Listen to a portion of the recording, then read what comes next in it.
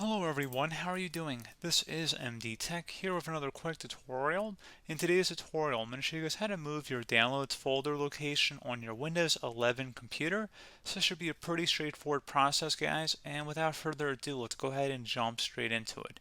So all you have to do is go ahead and open up File Explorer. There should be an icon on your taskbar. Otherwise, you can open it up through the magnifying glass and search for it. You want to go select this PC on the left side.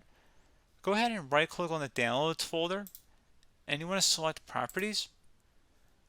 Select the location tab, and then at this point you can select move to change the download location or directory.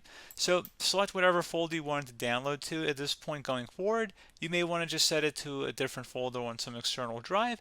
Maybe you even want to set it to the desktop, which you can. So I'm just going to select desktop and then select folder.